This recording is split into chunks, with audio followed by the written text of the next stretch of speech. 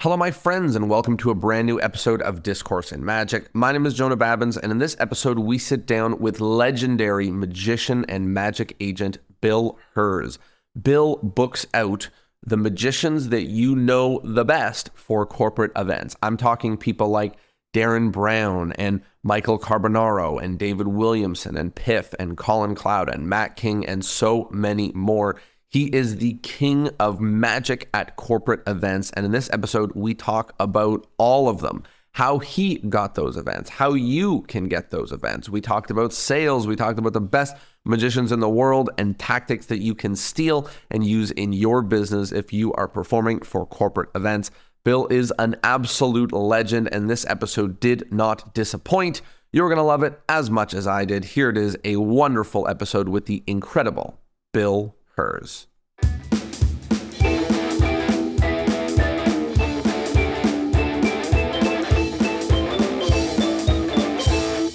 Hello, my friends, and welcome to a brand new episode of Discourse in Magic. My name is Jonah Babbins, and we are here with Bill Herz. Bill, how are you?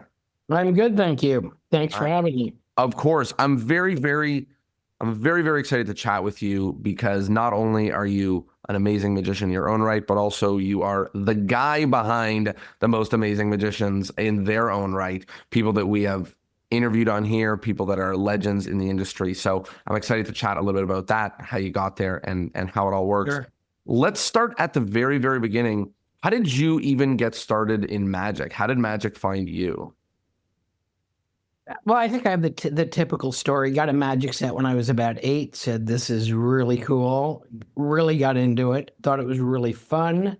I think like everybody else, it was a great way to get attention and just was fascinated by it and just thought this is really cool.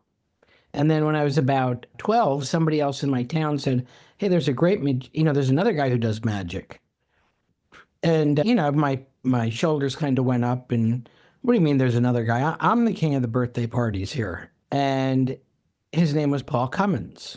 Wow. And for those that don't know that name, he ended up being a great underground sort of finger flinger, great inventor, great guy. And we ended up becoming partners for 8 years and doing shows together. And finally, when we finished college, and we did everything together, and wonderful guy, passed away a few years ago, unfortunately. When we finished college, I decided, well, I went to graduate school, but then I decided I'm going to do magic full time. Asked him if he wanted to go along for that ride, and he was like, no, don't want to take a chance on, I'd rather have a solid paycheck, which I understand perfectly. Mm-hmm. But we remained lifelong friends, and so that's pretty much how I got into it. I love it. And what an amazing story, and amazing that you and Paul were performing together. Walk me through that, those early years and then, college and then that jump. So the early years, who were you performing for? It was kids' birthday parties? It was basically anybody that would watch.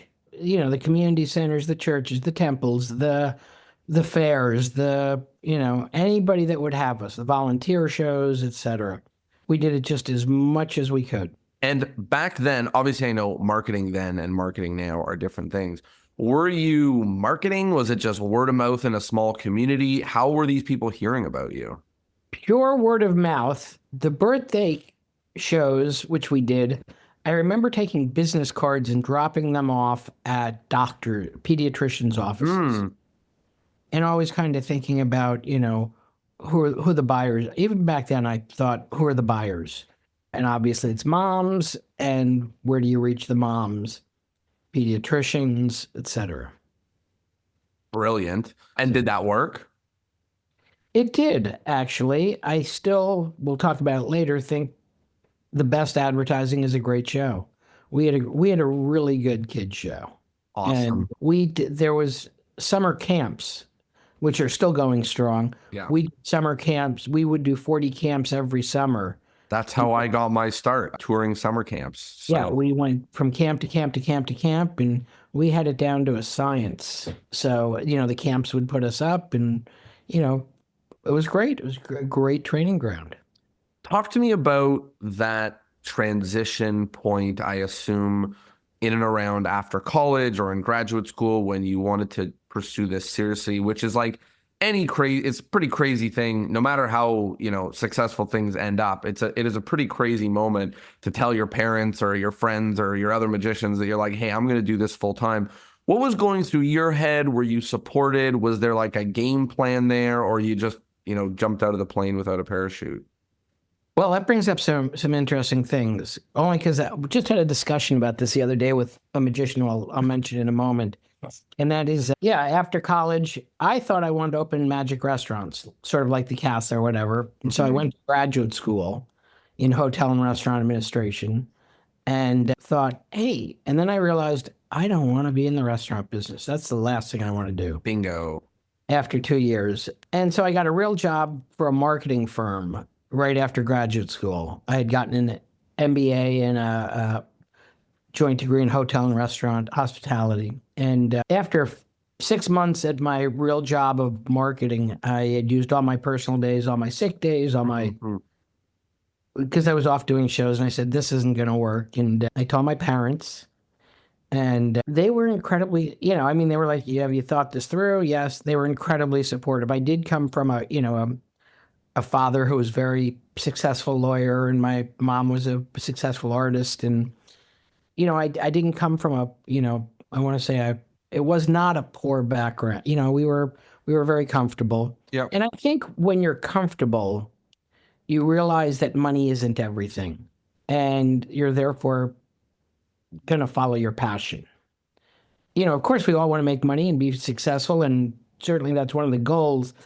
But following your heart and your passion, I think, is more important. Yeah. And just to go back to,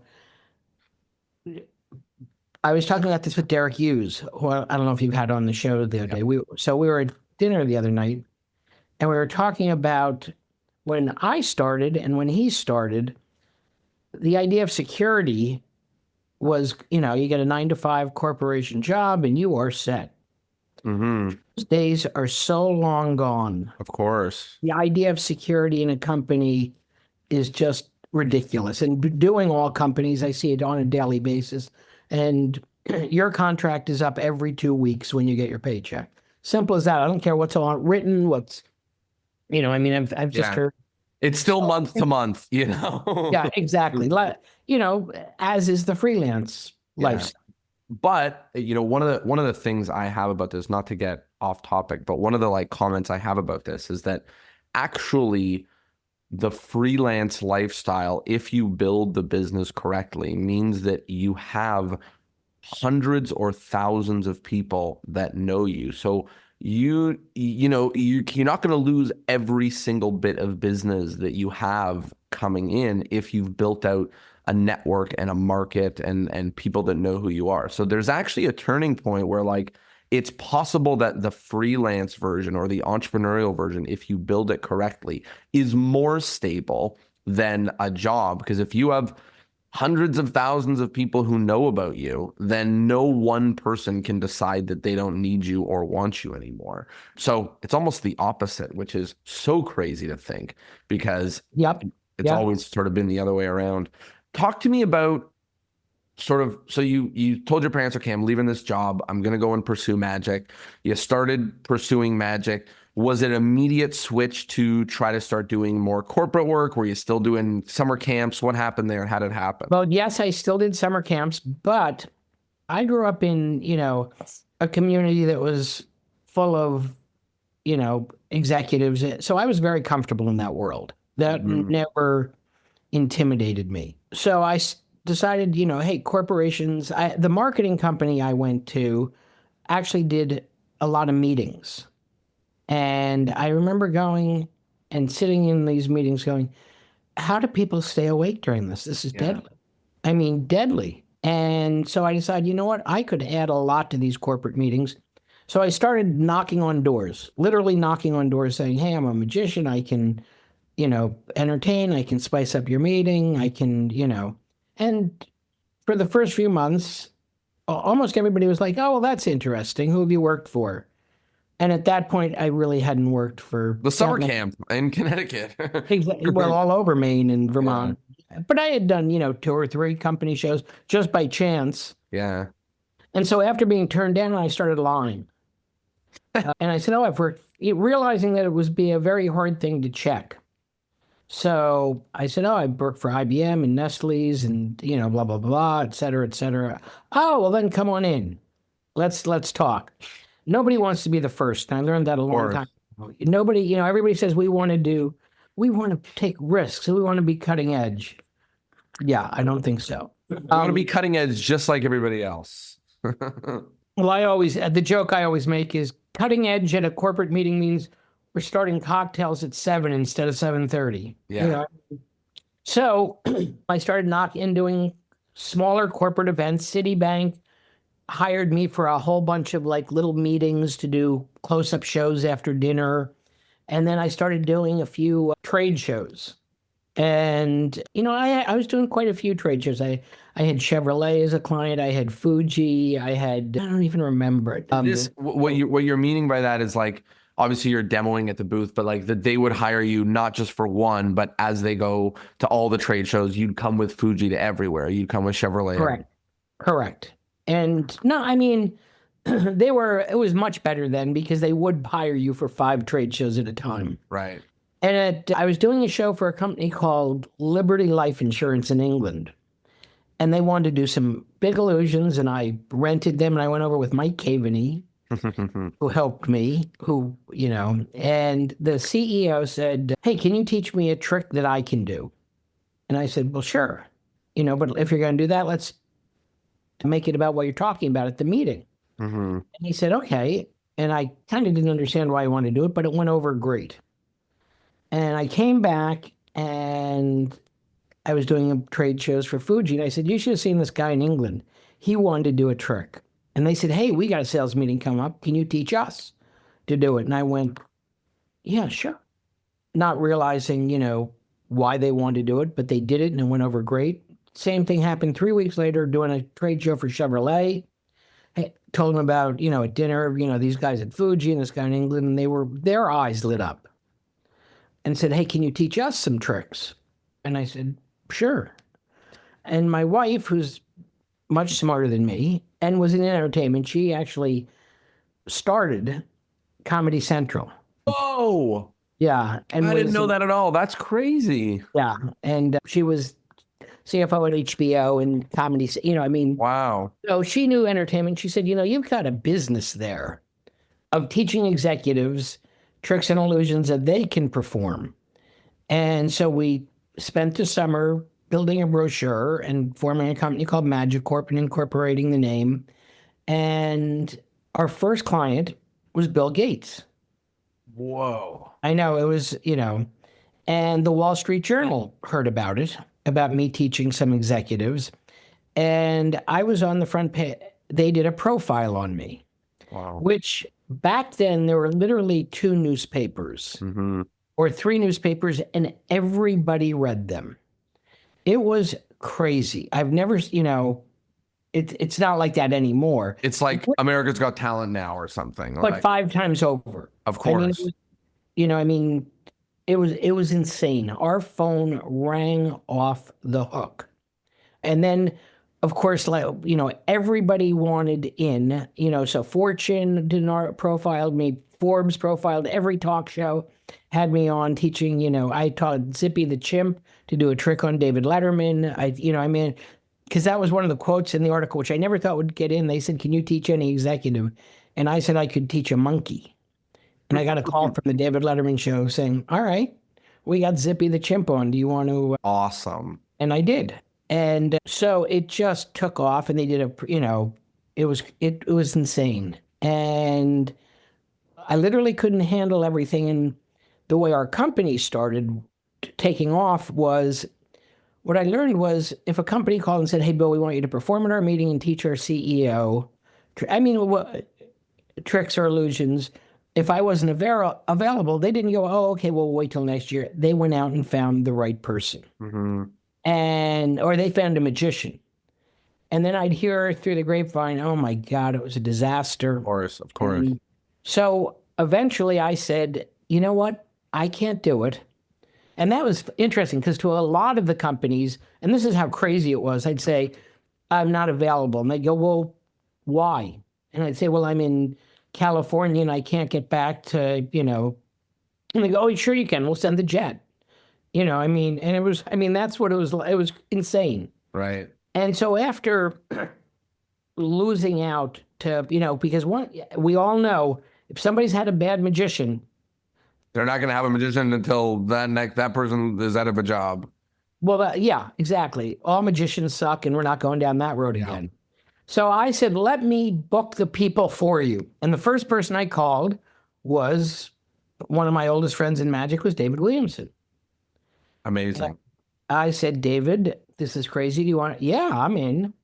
And so we started. David was, would go when I couldn't do it. And then it grew, and it was Michael Weber and Tim Conover. And, I just made sure it was really people who understood the corporate market and really understood what we wanted. And then it grew. And what happened was people like Copperfield, who I grew up with, and all these people all said, we hate doing the corporate booking. Will you handle all of our corporate booking? And, Matt King, who, said, I want to, handle all of my corporate booking. And so we basically booked everybody who I knew would be good. And they started developing their own clients, but it was all done through our company. They all hated the paperwork. And we still work with all of them today, and represent them. So I have so much to ask about this. What an amazing story into basically like it all happening almost overnight, going from nothing Right. to full calendar overwhelmed and basically having to hire out other amazing magicians to help. Well, yes, but I did do some hustling in between. There was a good year and a half where I did some pretty fun marketing things that really got attention. And that helped. I'm making a note to talk about that in a second because I have so many questions about all the things you mentioned. So the first thing is the teaching of tricks. When I think of Bill Herz, I think about the guy that books out world-class talent and not the guy who teaches tricks to CEOs. Is that still a main part of what you guys do? No, we don't push it as much, but if they ask, you bet we do it. And, when I say teaching tricks, it's on a need-to-know basis. Of course. Frequently they don't even know how the trick is done. They get the credit. It's the way I describe it to clients is it's sort of like I'm going to send the orchestra and we're going to put the baton in the CEO's hand, and he's going to go, wave the hands, and the music is going to sound like, and everybody's going to go, man, you conducted the orchestra. Same thing. We'll push the button. We're going to make you look great, but you have to practice what you're going to say, but there's not going to be any no hard sleight of hand or anything like that. None, absolutely none. Of course. And frequently they didn't even know how the trick was done, which we love. Great. Talk to me about these guys like, David Copperfield or Matt King reaching out to you. It seems like, look, I know they both are, David Copperfield toured a lot and now has a theater and things like that, but it seems like they would have had the processes for booking a corporate gig or something like that in place. Why call someone like you to take that off of their plate? So we specialized in corporate. That's all we do. To this day, that's all we do. I'm not interested in any. We don't do, everybody we work with who wants to do college has a college agent.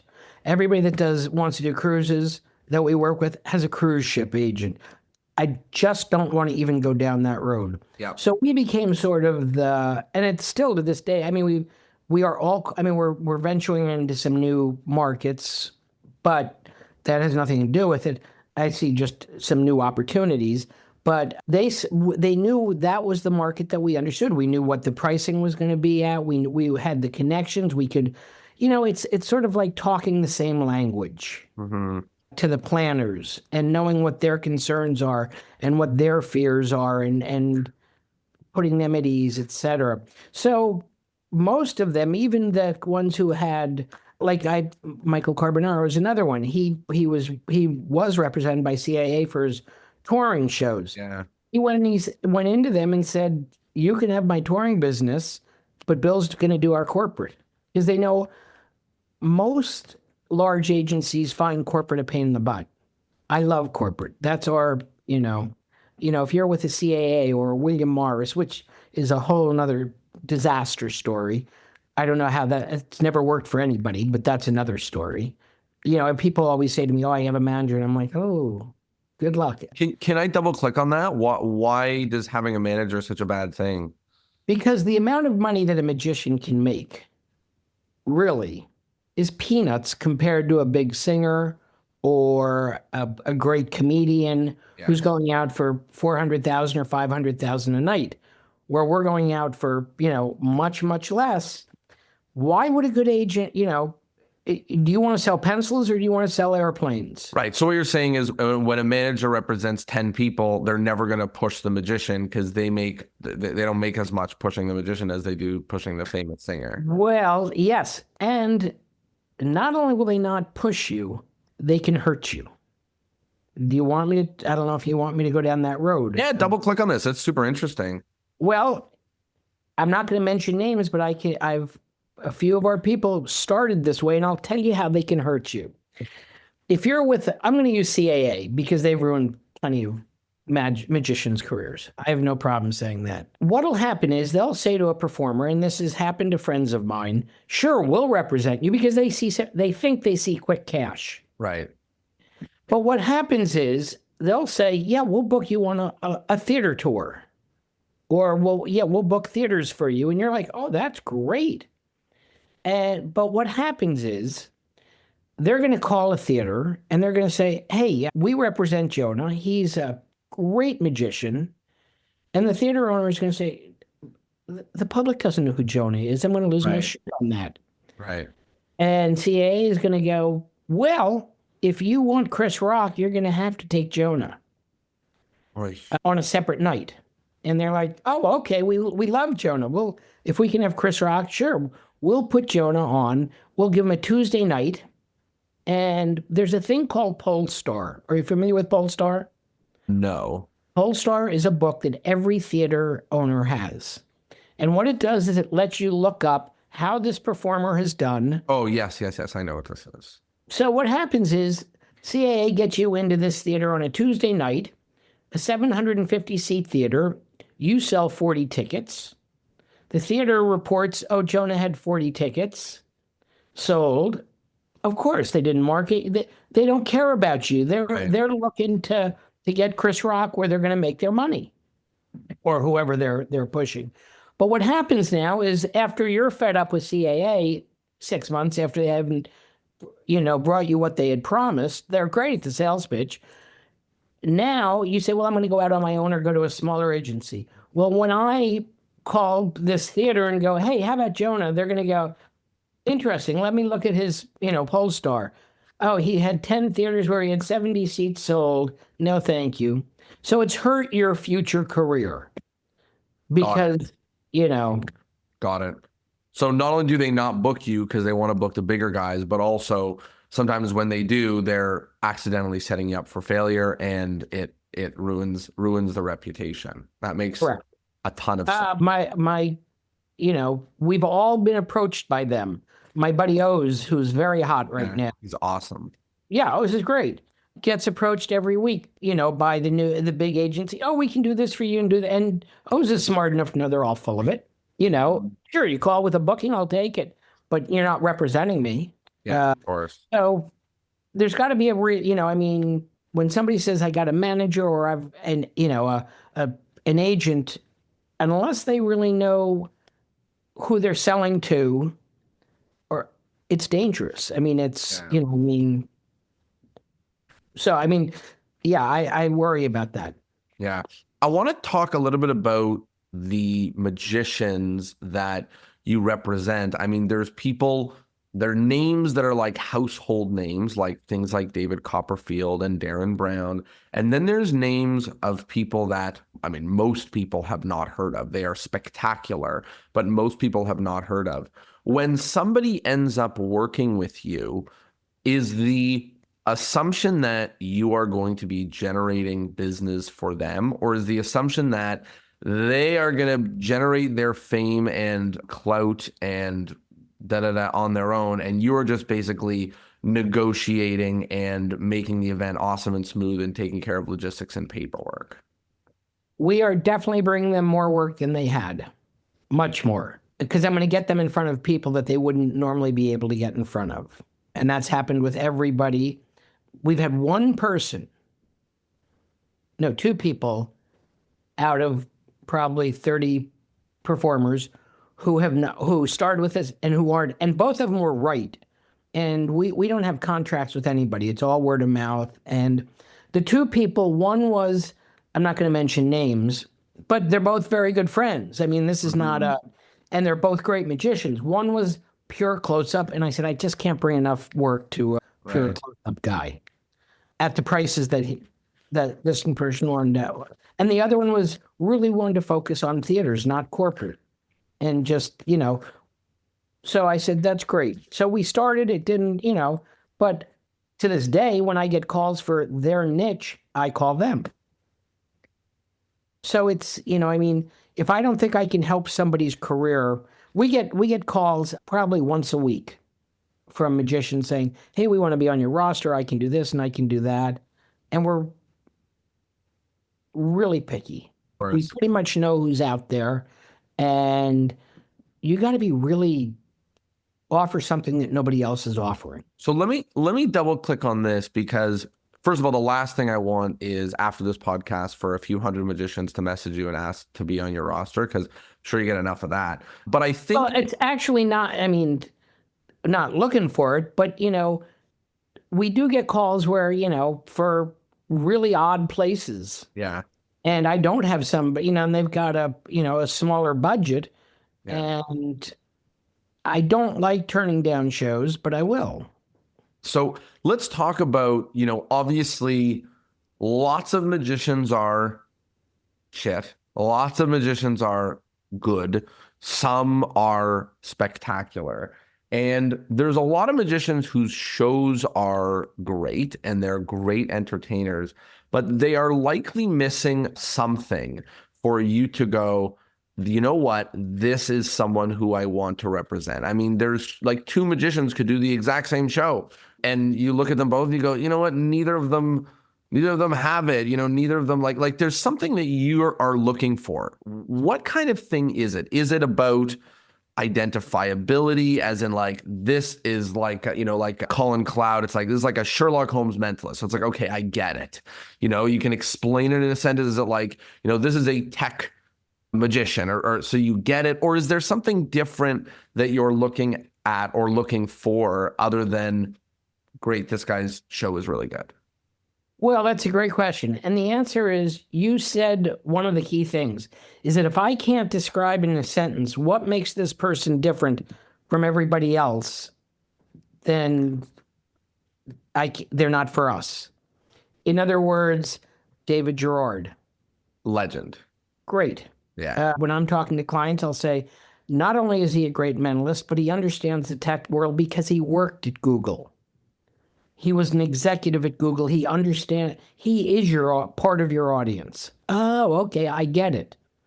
And I can do that with each of our performers. Can you give me a few more examples of that to drive the point home? Like a couple other performers, like I know Ben Seidman is someone who you... Ben Seidman is, really funny, really innovative, got great performing, does a lot of pickpocketing in his show. Talks about, but it's also, it's also, all of these people have great shows too. These of course, that's the basics of something that you'd be looking for. But the thing on top that makes it really easy. So the other things are that they've got to be there's David Gerard calling now. I'm not going to answer it. Sorry. You got to turn off the phone. Sorry about that.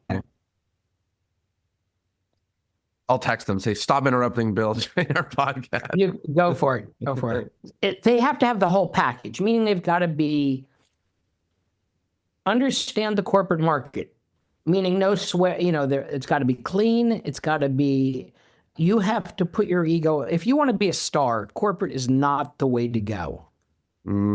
Because, I wrote a book, as a matter of fact, called Leave Your Ego at the Door for magicians. And it's got sort of marketing and idea tips and things like that. But it's also full of the whole idea that you're not the star of the show. I want people who can sit there at dinner, talk about world events, talk about sports, whatever. They've got to be the whole package, the full person, because you're going in to, some pretty bright people usually. Hmm. And I don't want somebody who's going to drool on themselves. I want somebody who can, really understands why they're there besides doing a great show. So great show. Oh, there's him replying to my silly message. Great show is number one. Number two is, you need them to be basically like, I don't want to say personable, but you certainly need to be someone who people can interact with, and you're not a dweeb, and people it's people don't look and go, that's a weird dude, like you want to be someone who people can interact with. And then I want to lean into that other one again about like describing people. It's like, it's like a couple words, like it's saying he is funny, he is interactive, and it's a pickpocket. Is it like he is a mentalist, but he's also for XYZ? Like, can you give me some more examples or chat about that a little bit more? Because I think what I don't want is a bunch of people reaching out to you telling you what they are. Although, if you're welcoming it, I'm sure they will. But what we're not looking. But I mean, yeah, I getcha. They're people who, and what's more, I won't create competition among our performers. Of course. What I mean to say around that is, what I do want is, people's hopes to grow and be better as a performer getting booked for corporate bookings.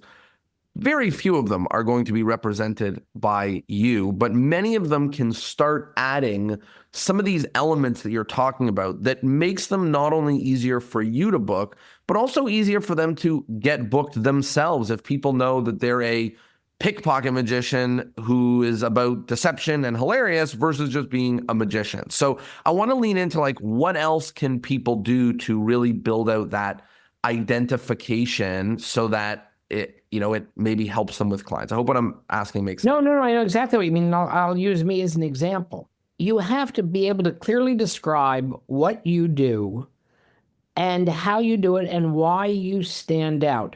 My sort of tagline is, I look like Ernie from accounting who says to the CEO what you'd like to say. Meaning, I can say what's on your mind, but don't, I'm not going to get in trouble for saying it. Got it. I can goof on the CEO. I look like everybody comes up to me when I'm in my sports coat. They go, "Hey, you should quit working for the company and do magic full time." Mm-hmm. And that's the highest compliment. That means I'm one of them. Yeah. And it's understanding the audience. So you've got to be able to clearly describe what makes you different from every other magician out there. Think about it like any, restaurant. What separates this besides great food? Is it the atmosphere? Is it the ease in booking reservation? To me, it's got to be the whole package. And if it's not the whole package, I'm not interested. Awesome.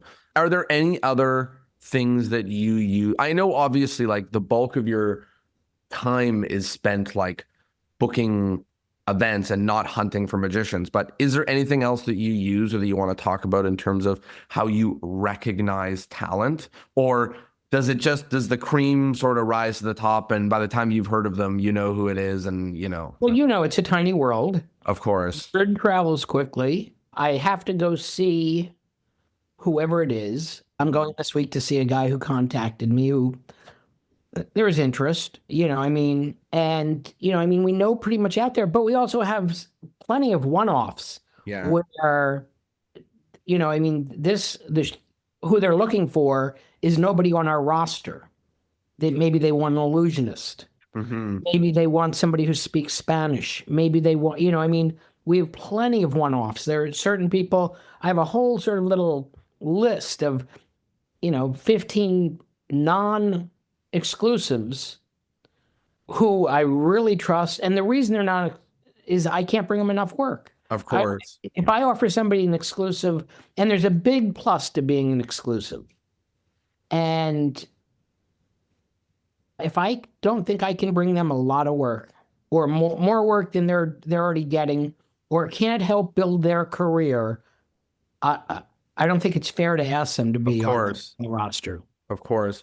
So when someone signs to be exclusive with you, they're basically saying every corporate inquiry that they get goes through you, and you are going to give them any corporate stuff that you get that they're suited for. You're going to pass through them. Am I understanding correct? Absolutely. Almost every, like if you go to Michael Carbonaro's website, if you're interested in a corporate event, you have to call me. If you go to Matt King's website, you don't have a choice. You have to call me. Others like to see the inquiries, but they send it right on to me. They know I'm going to, I know how to negotiate it. They know how to ask the right questions. I also, in certain cases, can save them from getting into situations that I had a client call a few weeks ago saying, we want Matt King for a convention in Las Vegas. It's during happy hour for 2,000 people in the convention center. And I said, are people sitting down? No, they're just going to be roaming around. There's Brutal. Well, I said, no. I didn't even have to, these Right. are all, I'm very close and good friends with everybody. I don't even have to ask. That's going to be a disaster. And so I'm going to say, this isn't going to work. And they'll go, oh, you don't know our group. And I go, yeah, I do know your group. They're not going to stop and pay attention when there's free liquor and booze and food. Of course. They've been at, a trade show all day. And I happen to know that they ended up hiring somebody else. And it was, it was exactly. Of course it was a disaster. So I'm going to run interference when I see a bad problem, or if a client is being really difficult, or they're asking for something that it's hard for the performer to say no, but it's easy for me to say no. Oh, we want that performer on for 80 minutes. No, you don't. Right. You think you do, but you don't. And that's a hard thing for a performer to, so I can deal with that easily. I want to talk a little bit about your day to day doing this. Like, I know that I book out myself and Ben Train, and same thing, sometimes some overflow if somebody wants something that neither of us are. And I spend all day long on calls. I have my team, helping sending some emails and other logistical pieces. But do you spend all day long every day on calls with corporate groups? Do you have a team and you do something different, like just the end of it or something like that? How does it work? It used to be much more on the phone. It's much less now. I would much prefer the phone, but it's almost all emails, and it's answering inquiries and, is so-and-so available? We sell to certain, I do very little direct sales to corporations, very little. I would guess 30% is direct to corporations. The rest are entertainment companies, bureaus, large production companies. That's the majority of our work. Okay. So I'll, like this morning, I'll get 4 or 5 inquiries, and I'll say, I just got a thing for a bunch of people in Vietnam, as a matter of fact. And so I am getting on the phone with them. And I much prefer that because I can really find out what they know and what they don't know and what they're talking about. And you can tell in 3 minutes on the phone who knows what they're talking about and who this is their first time doing this. But also I find, I could be totally wrong, but, I find that it's easier to close bookings on the phone, or when you're able to build relationship with them, other than just sending a video and a price along with an inquiry. Is there something I'm missing here that you're doing? No, actually not. It's so hard to get people on the phone these days. No, I couldn't agree more. I'm in the same league. If I can get them on the phone, I'm going to close the show. If, it's as simple as that. Because I can hear what they want. I can really say, of course. I can hear, they don't know that there are options. Of course. In other words, somebody will call and say, hey, we want somebody for after dinner entertainment. And I'll get on the phone with them and I'll say, well, here's some things that you might, sure, we can do that, but here's some other options of things that you might not have thought of. So when this happens over email, do you end up in situations where the magician is doing a show, but it was during cocktail hour. They wanted performing during dinner or whatever. Like, how do you navigate this over email to make sure that you get that you make sure they're not doing the wrong thing or setting themselves up for failure? So when we send out first of all, we never call it a contract. We call it a letter of agreement. When we send out, and the reason for that is, as soon as you say the word contract, they say, okay, we have to run it through legal. Waste of time. Legal is going to come back with some idiotic, Yeah. clause and the answer is, when they do, we go, okay, fine, have legal do it. And then as soon as it comes, we sign it. And the answer is, in the end, they're going to win. So it's a waste of time to, worry about it. If they don't want to pay you, I mean, we've never had that happen, ever. But I think, so when we send out, I send out a question, when somebody says, yes, we want to book Derek Hughes, I'll say, great, I'm going to send you a form. I need you to fill it out. And I'll send back a letter of agreement. Well, in that form are questions that are going to alert me to what time is the performance. And on there are things like there can be no performance during meal service. There can be no meal service. And we've got certain requirements. And that goes right into the contract. So they're not going to get into a situation where, look, we've had a million times, and this is part of great customer service, where we'll say no customer service, but we've all been there where the client goes, we're running really late. We need you to start while they're serving dessert. Right. Okay. We know you didn't plan this. Yeah. We're not going to be a pain in the butt. We'll make it work. Yeah, of course. But if we can prevent it beforehand, you bet we'll prevent it. Awesome. This gives a really helpful picture. So when someone inquires with you directly, are you like, let's hop on a phone, or you go, here's their stuff? Because you don't want to bother trying to get someone on the phone who doesn't want to do it. I always say, I send the stuff. We have really good, the videos. I have the video is what it's all about. Of course. That's the whole thing. Or the majority of the people, we get a ton of calls where they go, we want this performer because we had them. Right. Everybody's doing. Well, that's easy. For that, you don't need to get on the phone. You get the logistics right, but it's for the other ones that say, hey, we need a magician for our conference, and feel like I have a million questions. Right. And I do have a million questions, and I'll say, tell me about the group. And then I'll make some recommendations. What is the age group? What is the demographics? What industry are they in? What is going on that day? I've got a bunch of, questions that I need to know before I can make recommendations. Mm-hmm. And there are a lot of people who, the one thing that we've got is we've got the trust of a lot of bureaus. Of course. And agencies and stuff. And so or companies like, a few of the big financial firms, they'll call me and go, okay, we got this conference in, Sea Island, Georgia. Who do we have? Yeah, exactly. 90% of the time they'll go, just send me a contract. They don't even ask who. Right. Because they know I'm going to send them the right person. Yeah. Cool. Okay. This is really helpful. And it leads me to believe that a really good chunk of the people that you work with, you've worked with before. Like, you're not generating a lot of brand new cold people. It's a lot of them are people that they've used you guys before and they're doing it again. Is that a good assumption? You bet. Got it. And we're great. The first thing I tell people is we're magicians, but our first business is customer service. Right. If I get an inquiry, if it doesn't go back out within an hour or two, something's wrong. Or I'm on a plane, or somebody, and we get people, we answer their questions right away. People know they can call me all the time.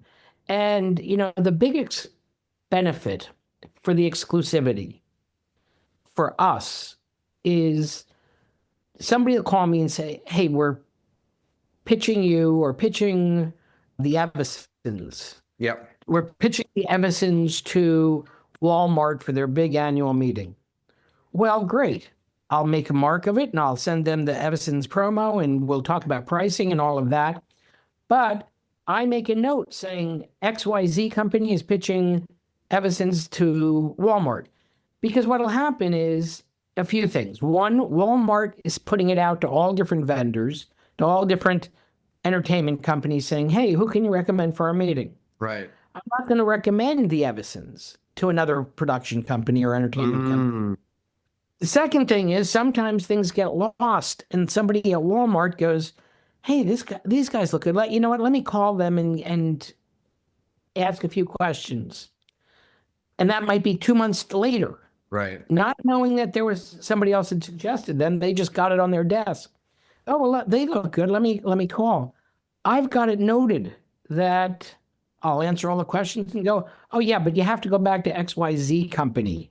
So every production company and agency, et cetera, know that we are going to protect them.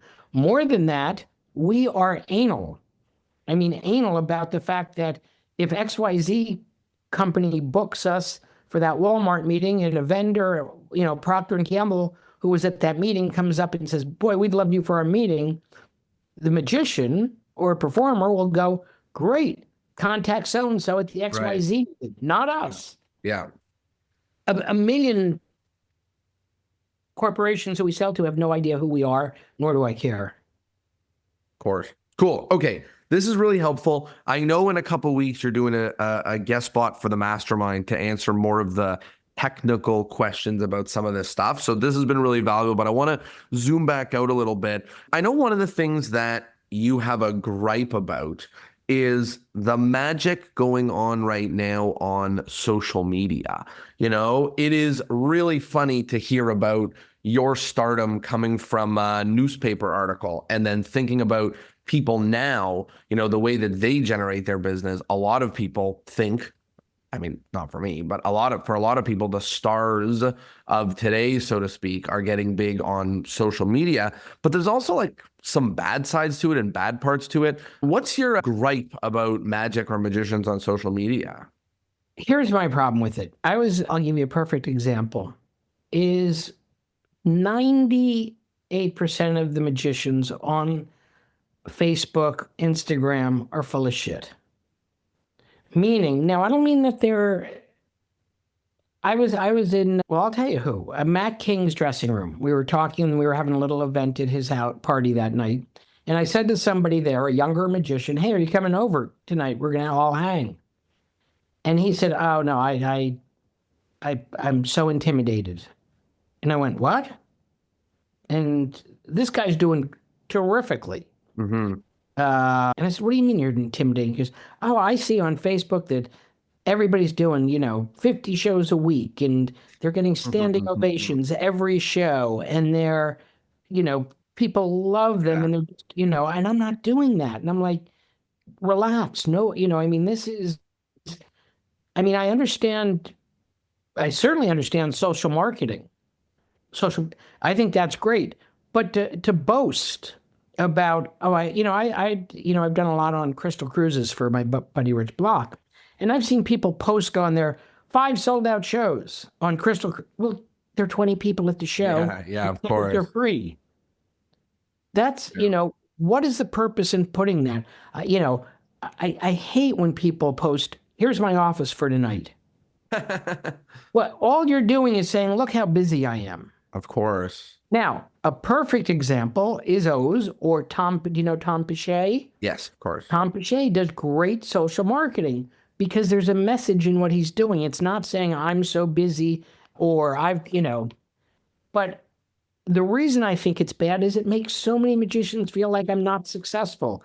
And it's also like, you don't know what you don't know, as in when someone is doing 5 shows a week every week and they're performing so much, it's like, it's possible you're undercharging. I don't know, man. It's possible. You don't know what you don't know. You don't know if they're doing kids' birthday parties, they're doing company parties. You don't know if a sold out house means you sold a bunch of tickets or if it means that you're on a cruise ship and, all the people just come because it's a small room and, so it's like, there's a lot of missing information that if you see someone post something online, you might talk yourself into thinking that, they're doing 3 or 5. And that's the problem. I've had to talk so many younger people off the ledge going, you're doing great. Don't worry about it.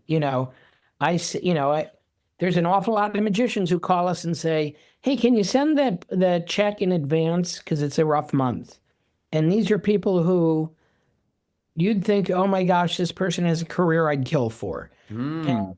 I mean, to me, the answer is go out and work, work, work, work. And don't, it'll fall into place if it's meant to fall in place. Don't compare yourself to others. You know what? An impossible thing to do in 2025, but certainly a good message and a good thing to keep front of mind as we see things going on, on the internet around us and try not to be swayed one way or another. Well, look at the really successful people. Are they posted? Is Matt King going, did 2 shows today Exactly. every day? No. Yeah. Does Colin Cloud do that? No. Yeah. Yes, they promote their shows, but they're not talking about how busy they are. And I find it kind of I feel bad for people that they think that it's, everybody's doing great except me. That's just not the case. It's such a unique moment. I don't want to talk too much about this, but it's so unique. It's so interesting because part of the reason why this stuff exists is because magicians do not know how to market or promote themselves.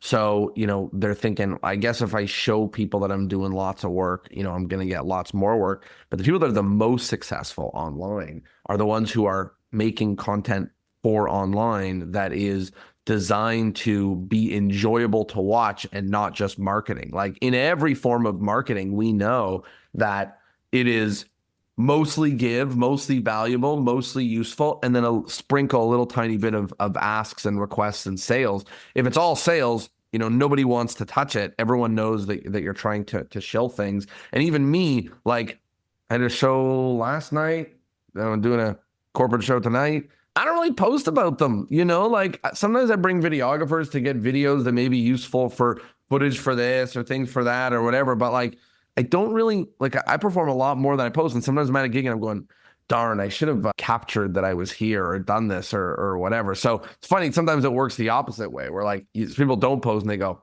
I really should, so the whole social media thing. Except, I don't know. I mean, if you're posting to a potential audience, I get it. But if you're doing it to say, look how busy I am and I'm so, right. And most magicians just have magicians following them. So it's not really moving the needle. That's for sure. Right. I wanted to talk a little bit about dollars. One of the most common things that I help magicians with, but also one of the most common things that magicians struggle with is pricing. A lot of people are too cheap. A lot of people are too expensive for how maybe booked or busy they are. A lot of people look at their stuff and they don't really know where they should be.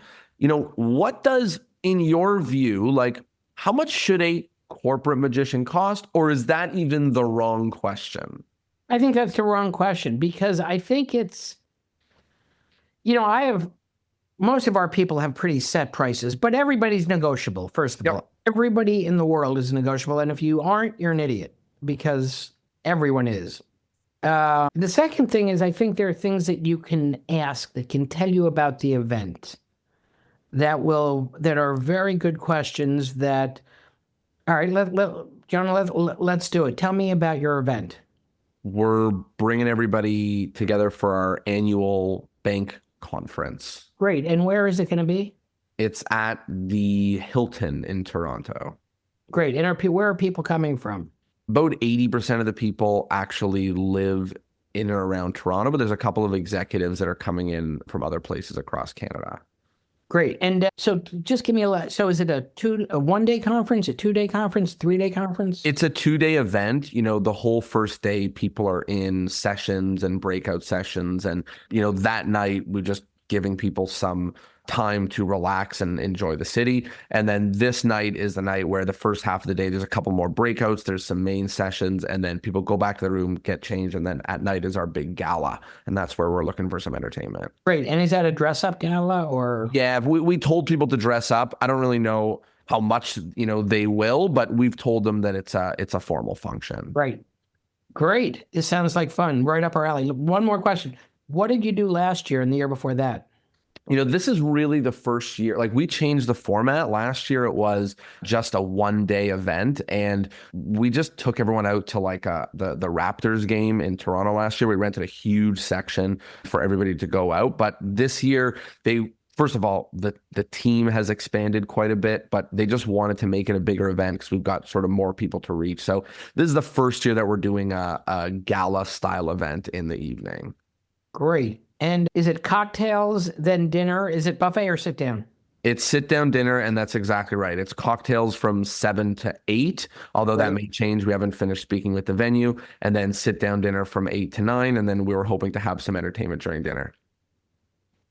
Great. Okay. You've just given me a ton of information. A ton. First of all, Hilton, not a high-class hotel. So they're probably spending $200 a night per person. Well, it's probably a $300 a room night, but they've negotiated it down to $200. So they're not spending a fortune on that. You've told me it's a sit-down dinner versus buffet, which is much cheaper. You've told me that 80% of the group are local, so they're not flying in a whole lot of people. So there's not a big budget there. Sounds like you're based there. So now I'm going to come back and I'm going to say, well, we have a few different performers who can easily fill this bill. And frequently I'll say, can you give me a rough budget range? Now, we've never done this in the past, so we don't have a budget for this. I'm just collecting info. Well, that's a little bit, I can't ask them. I need a rough idea because I don't know if you're talking, $30,000, if you're talking $5,000, if you're talking, and by the way, or more, I don't know, but I can't check on availabilities until I know which area we're in. Would you say it like that to a client? Exactly like that. And if they say, "Oh, we don't have anywhere near 5,000," I go, "Okay, well, we're not your client." Let me find you somebody low. And I'll just say, "Don't do it." I've done a million times. They'll say, "Oh, we only have $1,500." Yeah. And then I'll say something like, "Are you having wine with dinner?" And they'll say, yes. Well, I promise you they'll remember the entertainment much more than the wine in the long run. So you might want to consider reallocating to something that they're going to really talk about and remember later on. They talk about Bob up on stage much longer than, hey, wasn't that a sharp white that we had? So, look, everybody's got a budget, but I do, I'm glad to send you some videos and check availabilities, but I do need a rough idea of budget. Got it. Okay. So you're getting a bit of info from the conversation and the questions. And then from there, you are basically being pretty firm on budget because you've got people at different levels of the roster. And you're like, I'm happy to get availability, but I just kind of need to know if I'm getting availability from the 200K guy or the 5 to 10K guy. Am I understanding right? That's exactly right. Does that same dance happen over email when you're not on the phone? Absolutely. And the big question in there, which does come up just the way you answered it frequently, but a lot of times... Did I do a good job as a client? You did a great job. I'm sitting here thinking, okay, he's done this a few times. I do this a lot. That's why I smiled at you and I said, we want entertainment during dinner, because I just wanted to see if I could trip you up and see what you... Well, I'm not even going to get to that yet. I haven't told you yet. I'm going to get to that later on once we send it. But the big question is, what did you do in the past? Yeah, of course. Because now if they say, oh, well, we had Chris Rock 2 years ago. Then you know. Yeah. Then you know. Versus, the company puts on skits every year. Oh, okay. Right. They have no budget. Right. But they like homemade entertainment or, But you also told me, now, I would probably say, based on what you just told me, now, do you have an MC for the meeting?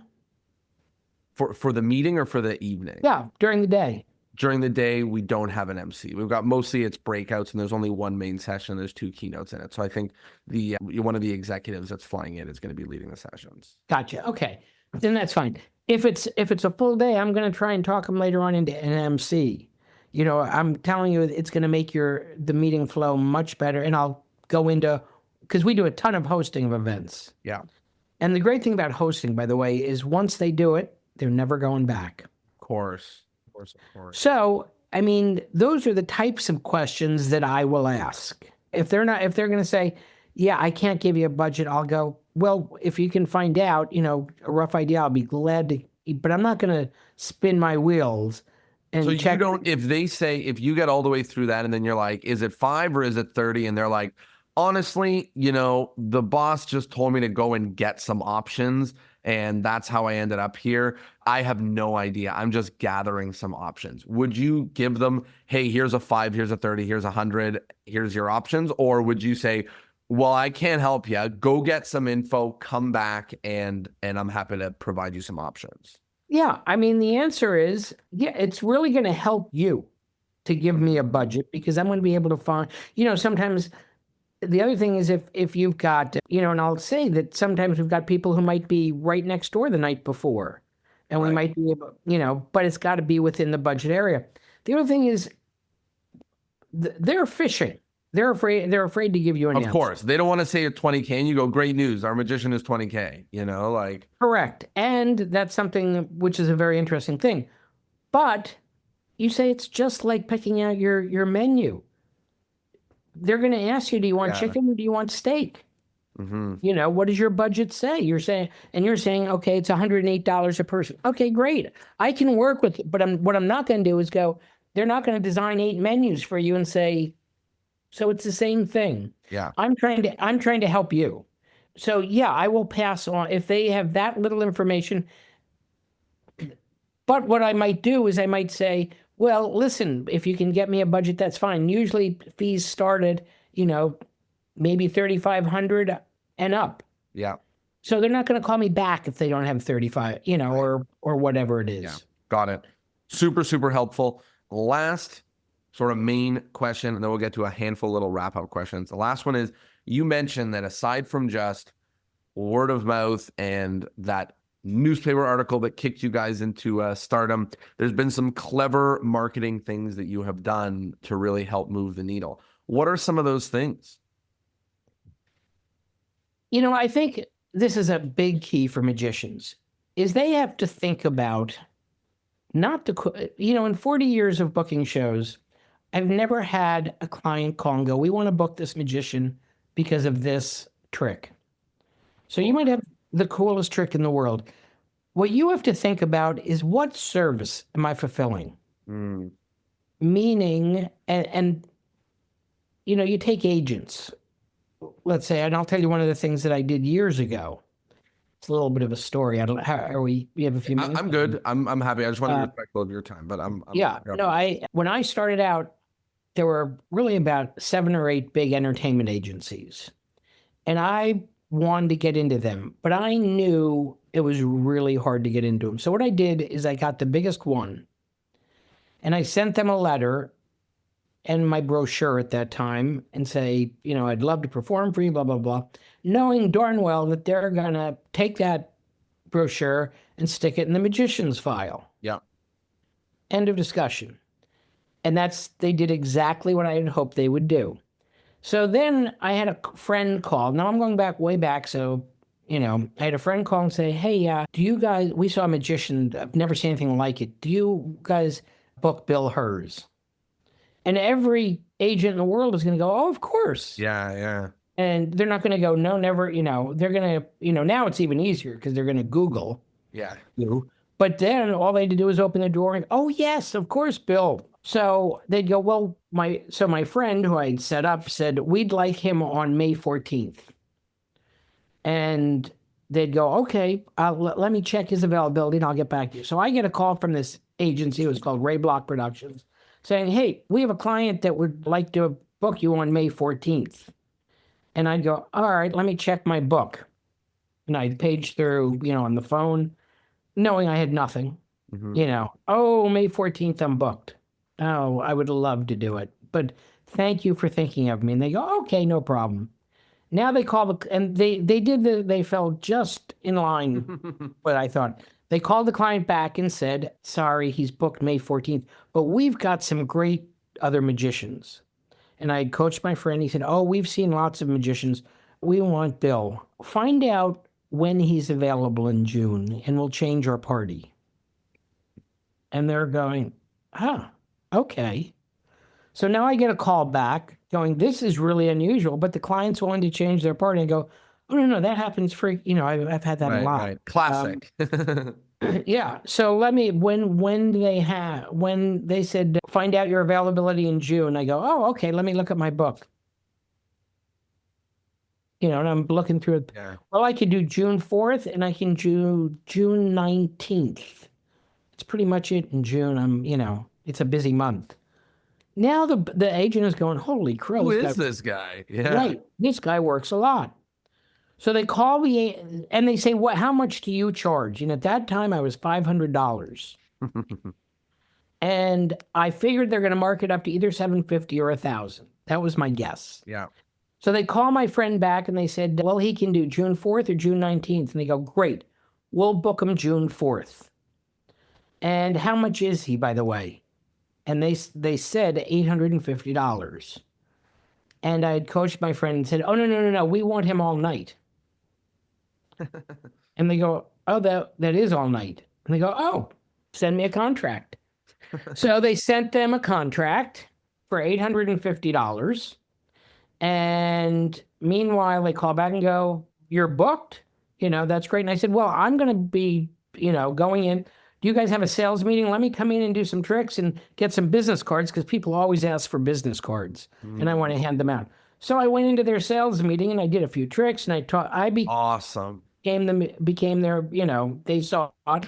Now my friend sends in $850. They make $350 and they pay me $500. But I just spent $350 in the best marketing way I could possibly do it because Right. I'm now in front of this big company sales meeting. They're now out pitching me. And then, of course, 2 or 3 calls came right after our day. I went out to dinner with my buddy that night and I became their magician for years and years and years. Wow. Then I did things to other companies like I made up a fake letterhead from the great Zerdini from Columbus, Ohio. And I sent it out to all these different agents who I had found. And buried in the letter is saying, I'm moving to New York soon. I do a lot of corporate shows. Many people say I'm as good as Bill Herz. Blah, blah, blah, blah, blah. Here's my phone. Well, whoever's reading this can go, well, screw this guy. I want Bill Herz. Awesome. So I did a ton of things like that. I was always looking. I always have thought, how do you go in the back door when everybody's trying to go in the front door? Awesome. What an amazing, amazing stories there of just some wild and unique guerrilla marketing. Like I said before, next week or 2 weeks from now, I think you're doing a session with the mastermind talking about a little bit more of the marketing stuff that you do right now. So I'm very, very excited about that. But for now, I want to talk about the endless chain. So we've got a handful of wrap-up questions that we do to wrap each episode. The first of which is the endless chain. So in order to keep the podcast going on for eternity, each guest is asked to recommend another guest that would be a really good fit for the show. There are 2 catches. The first catch is that I did not interview them already, and I've written down 3 names of people that you mentioned, 4 names of people that you've mentioned in this episode that I haven't. That would be good people potentially. And the second catch is that you have to be able to put us in contact. You can't just say David Copperfield, although if you could put us in contact, that'd be great. But before I name any of the names that you named that I think would be great, many who, I've spoken to before, but, would be great to keep the chain going. Is there anybody that comes to your mind as being like, this would be an amazing person for this kind of conversation? Well, yeah, I think there are a lot of people who have got lots of really interesting insights and, I can think of a lot of people. My question always is, can you learn more from other types of performers or agents or artists who have a different perspective that we're not thinking about? My big thing is think about what the service you're fulfilling is. Not that you do magic tricks. They don't care. I'll give you let me go back to one quick example. I've often thought if I was a kid's performer, I would go to car dealerships and I'd say, let me come in and do a show on Saturday mornings. Tell everybody bring their kids. while the kids are watching the show, your salespeople should be selling the parents, taking them out for test drives. So if you were to call the dealership and say, I'm a magician, I can do a great kid show, they don't get it. But if Right. you explain the purpose of you being there, then they're going to go, huh, that serves a purpose. Mm-hmm. So same thing when I'm selling after dinner entertainment. I don't just think about, oh, they're a great magician. I think about, yeah, everybody's pretty spent from a full day. They need a good day of laughter, or they need their minds blown. And this will get everybody talk. I'm going to talk about the benefits of the after dinner entertainment that I'm suggesting. Is there a person you can think of that you think would fit sort of the bill of what you're talking about that would be really good to interview for this? There's lots. I mean, probably some that you already have written down. Pat Hazel. Do you know Pat? I know who that is, but I haven't interviewed him. So that is a great one. He's got his own podcast, I think. Yes, he does. Yeah. That's a great one. And there's a couple other people we can chat with. Joel Hodgson has a very unique book. Say that name again? Joel Hodgson. Joel Hodgson. Hodgson, I don't know. So that's He amazing. did Mystery Science Theater. He was Oh, yes. I know exactly who that is. very interesting, clever guy. Cool. Yeah, I mean, who else do you think? These are great. The ones that I wrote down, 2 are people that I've spoken to, and I just need to ask them. But the ones that I wrote down here of people that you mentioned is Oz Perlman, and Michael Weber. So those are 2 people who are part of the list that, would be great to keep going on the chain. Well, Oz is super busy right now. Yeah, of course. Yeah, and Weber would be fine. Yeah. I think I think Weber's good. I think at times he's controversial in this world, but I think, there's no better he's a great performer. He's charming and funny and really interesting and, great company to be with. Awesome. Yeah. These are perfect. I'm trying to think, have you talked to Derek Hughes? No, he was one of the names I wrote down. Like I've spent time with him in person, but he's a name here who I wrote down where I was like, yes, I think I asked him in person, but I just didn't follow up. So he's a name here. The other name I wrote down who is someone who I asked but didn't confirm a date yet is Mike Caveney, who's also fantastic. So, Great. To me, Mike Caveney, if you want a little more, Mike Caveney is one of my oldest, closest friends, and he's the guy. Anything historical. Yeah, of course. I mean, he is the guy. There's nobody that knows it better. If I have any question, he's got the collection to prove it. Oh, it's unbelievable. I know. Yeah, I sleep there all the time, and it's I mean, you just walk through the house, and it's just truly amazing. Yeah, this is great. These are. Have you talked to Matt King, right? Yep, Matt King. And Colin. Matt King, yes. Colin, yes. Haven't spoken to Michael Carbonaro, so he's another great one. He'd be a great one. He's got great takes on entertainment. Yeah, so he's great as well. I'm going to write him down as well. I also think, Derek has got a comedian's view. Yeah.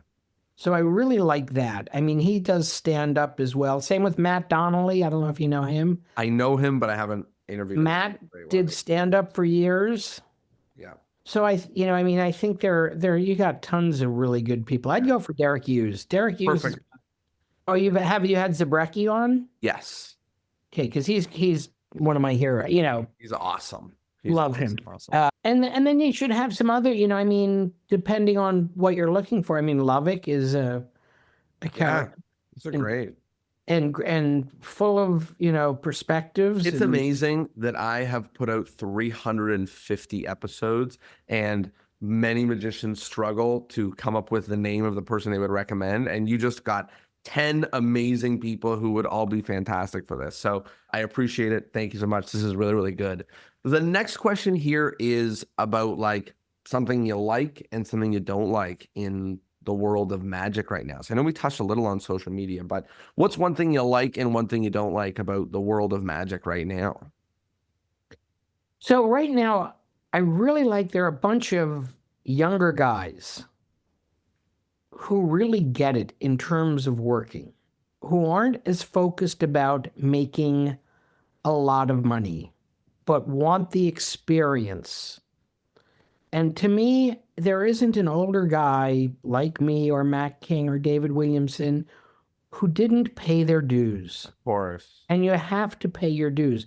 I mean, there's guys like, I mean, a bunch of the Tannins Yeah, campers, of course. Alex Boyce, Max Davidson, Matt O'Neill. These are all good guys who we book and who I really like. And their first question isn't ever, how much does it pay? It's, yes, I'm available. Of And course. sometimes they'll say, I think this is a good one because it might be a shitty situation, but you're going to learn from it. And, or, if your first question is, how much does it pay? You're not my guy. If you're a young guy, then no way, like you want to get your reps in. You want to like get the time in. You have to be amazing first, before you get checks with lots of zeros on them. Like, you got to be amazing first. So that's a great thing to love about Magic right now. The young guys that are working on the craft and working really hard. I know Alex, I know Max very well. Max is working hard right now, and Really hard. his show is great. Yeah. I've seen him perform, and I know him very well. I worked with him a little while ago, and his show is great, and he is working hard. So, Ruben Moreland just killed it at the Adelaide Fringe, and has a totally different take. Has worked with some Dom. Do you know Dom Chambers? Yep. Worked with Dom. There's a lot of really good guys who have some really interesting. I think you have to talk to people who have been successful in their market. Like if you ask me about cruise ships, I couldn't tell you the first thing about them. Yeah. So, I think that's the interesting thing is find where the area that you're comfortable in and work it to death. I have so many stories of horror shows, but from those horror shows, you now know not to perform during dinner, like you now know. Or that's just, I had just an easy example. I did a show about a year ago for a really tough group. And this is one where you do it for the paycheck because it's a big paycheck. And all of my friends have done it everyone you can think of. Yeah. It's a very successful, wealthy men's club. And they're a pain in the ass. But I discovered something by doing it last year that I went, holy crow. Why is it taking me 40 years to learn this? And I remember hanging up the phone, walking off stage and calling Mac and David and some of my buddies going, listen to this. Why are we such idiots that we didn't figure this out? And they were like, of course, how stupid of us. What is it? What'd you figure out? I'll tell you. I knew this group. This group was, and it was pretty funny. This is a big black tie, they call them men's smokers, where at a very, very, very wealthy country club where they get pretty loaded, and each one is more important than it thinks they're more important than the other. And every time you do the show, they yell out and they hassle you, and everyone that's done it, nobody likes it. But as I said, the paycheck is good.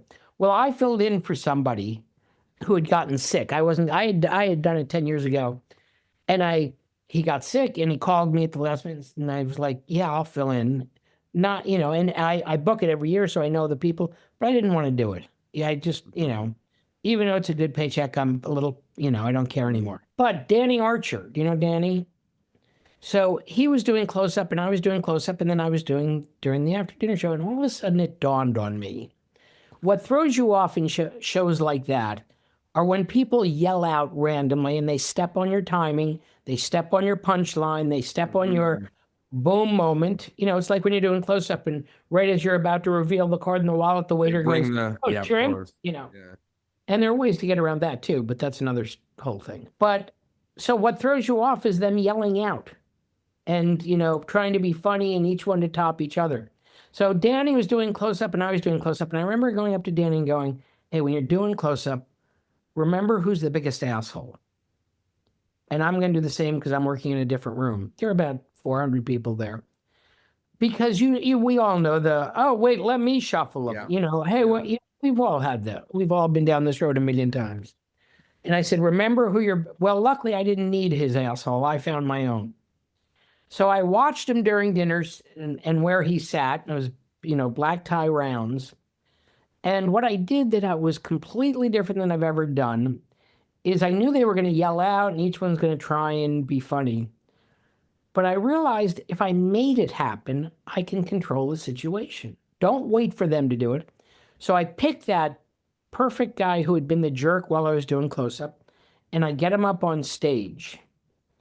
And I threw a line at him that I knew he would come back with, the typical, yeah, but can you make my wife just, some stupid remark we've all heard, knowing I fed him the line so that he would purposely come back with it. And then I just ripped him a new one, just buried him unfairly for the next 5 minutes, making him look like, kind of every heckler line, everything that I could. But for a drunk, rowdy men's club, that's the right. boot. Right, but I didn't know it so I buried this guy. He walked off stage with his tail between his legs, but everybody else went, I'm not messing with that guy. Little did they know I had no more lines. I wouldn't. Right, that was everything. Yeah, I threw everything at it, but it ended up being a standing ovation because they were quiet. They, nobody yelled it out. And what I realized is, for years, when you know that's going to happen, make it happen. Don't wait for it to happen. Make that happen so you can control the situation. Awesome. So those are the things that you learn by doing. You don't. From putting in the time, from putting in the reps. Exactly. Is there something that you don't like about the world of magic right now, other than Office for the Night social media posts? No, I'm liking it. I love the fact that it's becoming much more diversified. I think there's becoming many more styles. People are becoming themselves. Yeah, I mean, I'm. It's great. Yeah, you don't have to. I think the state of magic is, it's funny. I've talked about this with my wife. About 10 years ago, that I felt like there was a little shortage of up and coming and great new people, and I see, I see really good energy, and I think that's fantastic. And I see some really clever ideas. To me, clever idea. I'm looking for commercial.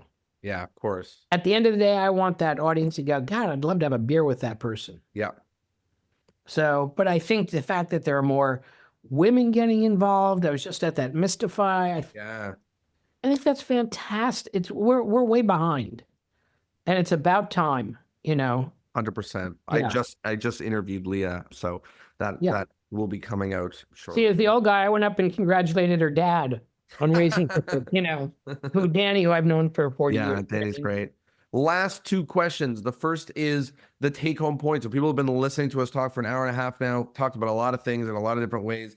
If people were to think back this episode and take one juicy, really important thing back, what would you hope that thing would be? I think it's what I tell everybody: work. Just go out there. And the other thing is, it's interesting, is I get a ton of people who send me videos from the Magic Castle. I don't even want to watch them. Yeah. They're going there. I say, really, to get your chops, go work a sports bar on a hard environment, right? Where they're not going there to see you do magic, and win them over. Now you're talking. Derek Hughes. Before I knew Derek, this was years ago. I remember reading an article that he was working at old senior citizen centers, and he was like, it's challenging to keep them awake. So that's and I went, that's the guy I want. The guy who's putting himself out there. I used to do shows with Ben Train at a Dave & Buster's here, and we would do them like 2 Friday, 2 Saturday every week. And at the door, Dave & Buster's allowed us to sell tickets. So I would be at the door selling the tickets. Then they would go up into the theater, and then I would open the show doing 20 minutes. So as soon as I came out there, ladies and gentlemen, please put your hands together for Jonah Babbins. I come out, and I could audibly hear the people in the audience being like, that's the guy that sold us the tickets.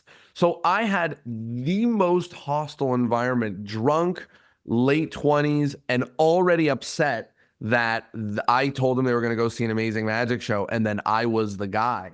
And that was a nightmare, but also nothing made me a stronger performer than those couple years where I basically had to work in as hot, like people immediately didn't like me, and they, a lot of them came to Dave & Buster's to play games, and they were like sold to at the front door to go be in a magic show. Now they're sitting in a magic show, and they're like, what am I doing here? Like, how did this end up happening?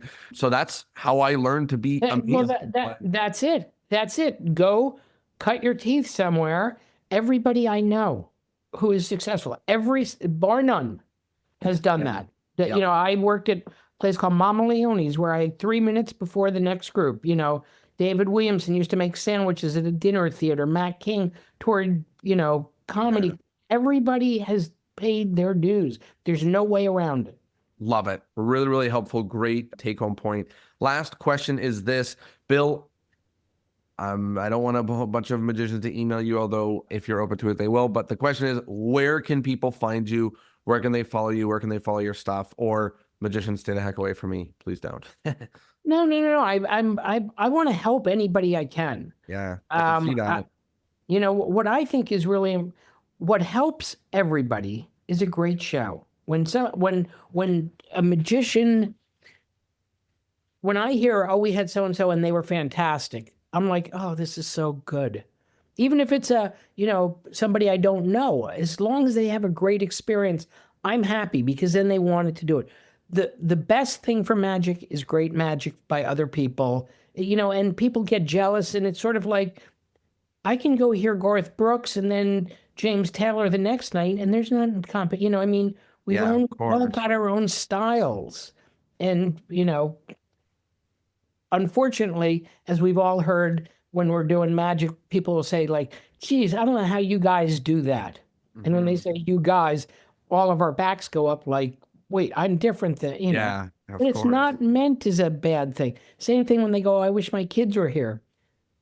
I have kids. I want to share the good times with my kids. I don't mean necessarily. It's not an insult, No, don't be so defensive and just roll with it and go with it and support your, if I hear of somebody who I don't know, who I don't know personally, but they'll say, oh, we had so-and-so, and I've heard I'll say, I've never met them, but I hear they do a great show. Of course. There's no reason to talk down. Ever.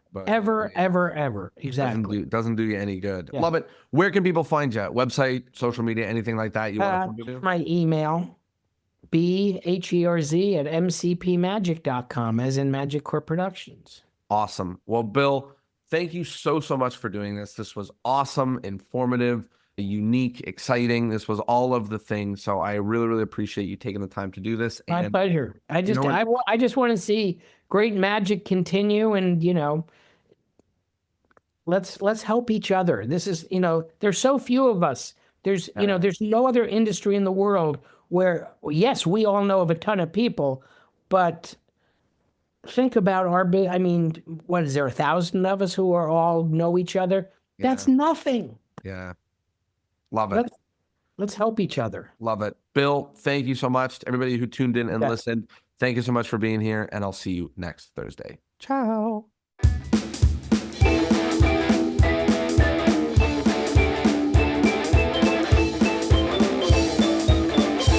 Well, there you have it. I hope you liked the episode, and I hope, of course, that you learned something.